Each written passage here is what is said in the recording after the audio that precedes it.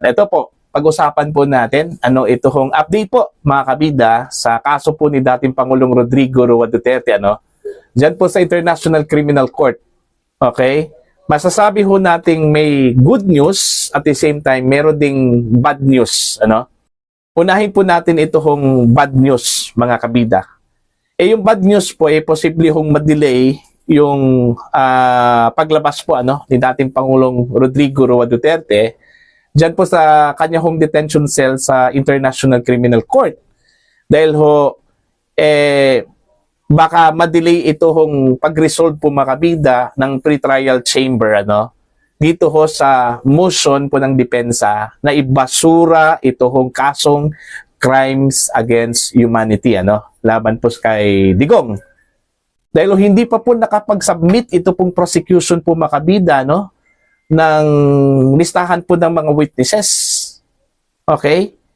Yun yung ni-require po sa kanila ng pre-trial chamber Supposedly dapat submitted na sana yun, Pero humingi po sila ng extension hanggang July 1, mga kabida, Eto, babasahin ko lang po, ito pong post po ni Attorney Darwin Cañete. Isinare po niya, mga kabida, ito pong post po ng The Manila Times. Ang sabi po niya dito, The Office of the Prosecutor at the International Criminal Court has requested an extension of the deadline in the pre-trial proceedings against former President Rodrigo Duterte, citing serious concerns for witness safety and procedural fairness. Ayun, yun yung post po ng The Manila Times na shinare po ni Attorney Darwin Cañete, Pero dun po sa caption po, makabida, ni Attorney Cañete, may nakalagay po dun, translation, nahirapang maghanap. Okay? Anong ibig sabihin po dun ni Attorney Cañete?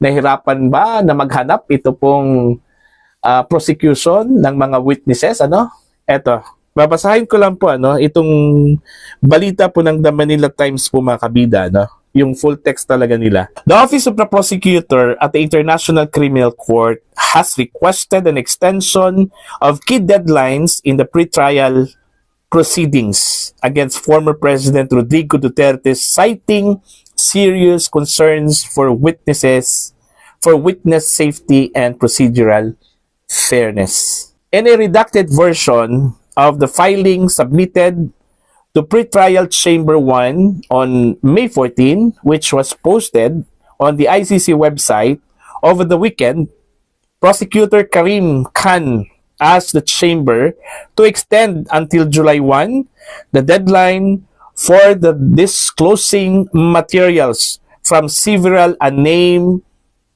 witnesses cited in the warrant of arrest against Duterte. So, humingi po sila ng extension para i-disclose, okay, ito pong mga materials from several unnamed witnesses. Kaya nga unnamed kasi hindi ho nila kilala posible, So, ang ibig sabihin ho ba dito, nahihirapan po sila, na maghanap po ng mga witnesses para makomply po nila, mga kabida, ito hong submission po ng mga materials, Eto, tuloy po tayo, The application also seek to push the final deadline for requests to withhold witness identities until Rule 81, Paragraph 4 to June 20, 10 days before the general disclosure deadline.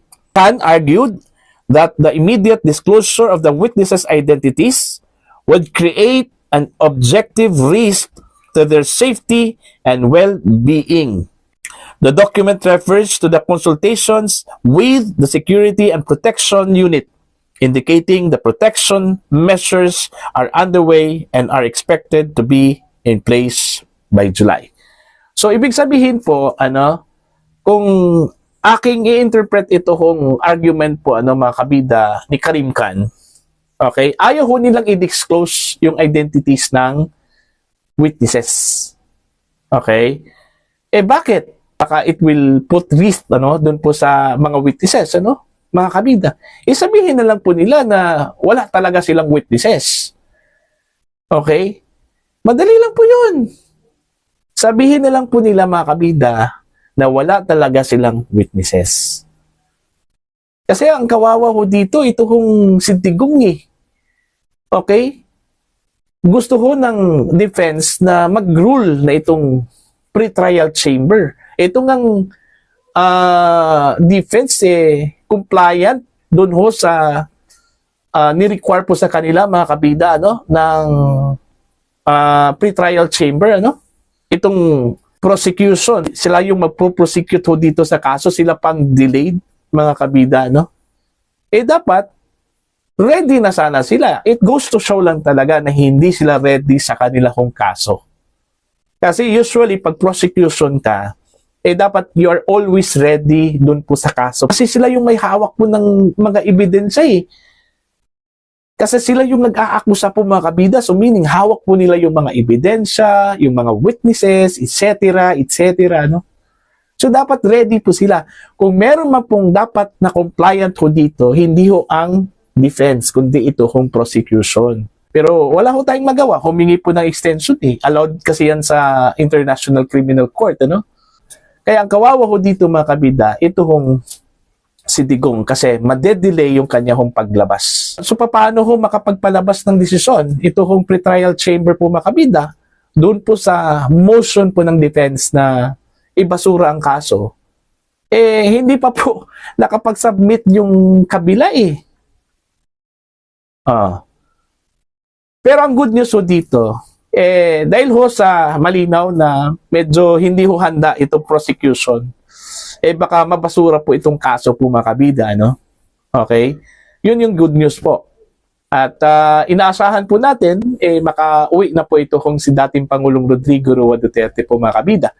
Yun kasi yung expected na bago ho mag-September 23, makalabas na po itong si Digong, Kung hindi man maibasura itong kaso at magkaroon po ng full-blown trial po mga kabida, at least yung interim release na hihilingin po ng defense, mabigyan po ng due course. Alright? Although, sa ngayon po, nagantay lang po itong defense ng pagkakataon para i-request po itong interim release. Pero as of now, ang kanila pong priority po makabida sa pagkakaalam ko po, itong pagbasura ko sa kaso. Kasi yun yung maganda outright yun Unlike dito ho sa interim release, although makakalabas si Digong, pero yun, yung kaso, andyan pa rin, Andyan pa rin mga kabida. Okay? Yung unlike dito ho sa outright disposal of the case, mga kabida, dahil ho, kulang sa ebidensya, okay, at wala hong jurisdiction ang ICC over the former president. Yun yung mas madali, Kasi, ang defense po ay confident na mababasura yung kaso, Kasi malinaw kasi mga kabida, na walang jurisdiction, Aside sa kulang po yung mga ebidensya po mga kabida ng prosecution, itong issue po ng jurisdiction po, napakalaking bentahe po ito, sa panig po ni Digong. Okay? Kasi unang-una po, tayo po ay umalis sa International Criminal Court noong 2019 at inumpisahan po ang investigasyon po makabida ng ICC noong 2021 na. 2 years after. So, kung titingnan po natin, yung argument po makabida na wala talagang jurisdiction, ito pong ICC. Pero ang ginawa po, since meron pong connivance, ito pong Philippine government at saka ito pong International Criminal Court. Kaya nangyari yung paghuli, pag-aresto po kay dating Pangulong Rodrigo Roa Duterte. Yun yung malinaw po, mga kabida. So, inaasahan lang po natin, na ito po ay ma-resolve. Makapagpalabas po ng desisyon ang pre-trial chamber as soon as possible. Okay? Siguro after July 1, kasi July 1 yung extension na hiningi po ng prosecution, para ho mapag-aralan po ng pre-trial chamber yung kanila hong magiging desisyon po makabida kung sakali hong makapag-submit na po ng kanilang mga listahan po ng mga witnesses, yung materials na sinasabi po ng prosecution, na isasubmit po nila mga kabida mula sa kanilang mga witnesses, Okay?